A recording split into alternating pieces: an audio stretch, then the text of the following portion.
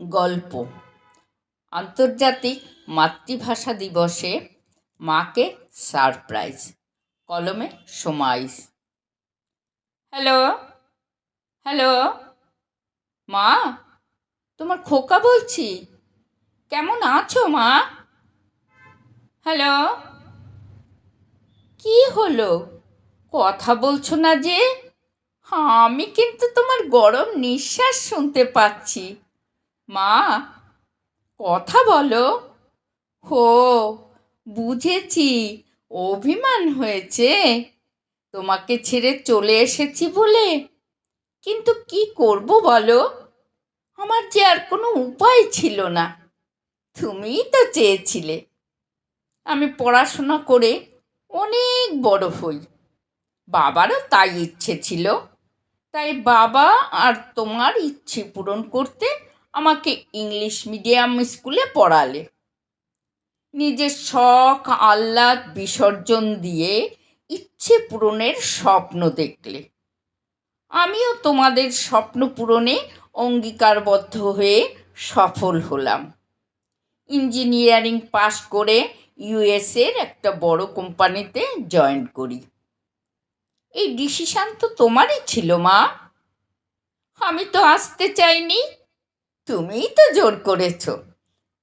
রাতারাতি পাত্রী ঠিক করে বিয়ে দিয়ে একেবারে পাকাপাকি সেটেল করে বিদেশ পাঠালে। মা, তুমি শুনতে পাচ্ছ না আমি একাই বকবক করে যাচ্ছি? ও, খুব অভিমান হয়েছে তাই না? কথা বলবে না ঠিকই করেছো। দাঁড়াও, এক্ষুনি তোমার কথা বলার ব্যবস্থা করছি। আমার এই কথা শুনলে তুমি আর চুপ করে থাকতেই পারবে না। তুমি বাংলা সাহিত্য এত ভালোবাসো, তোমার নাতনিকেও তোমার যোগ্য উত্তরসূরি বানিয়েছি বিদেশের থেকেও। বাংলা ভাষায় খুব দক্ষতা অর্জন করেছে তোমার নাতনি সিঞ্জিনি। ও ঠাকুমার মতো কবিতা লেখে মাতৃভাষায়, ইংরাজি পাঠ্য বইয়ের সাথে সাথে।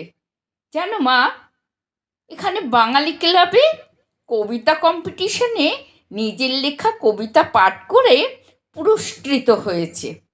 সবাই কত প্রশংসা করেছে। তখন যদি তুমি থাকতে কি ভালোই না হতো।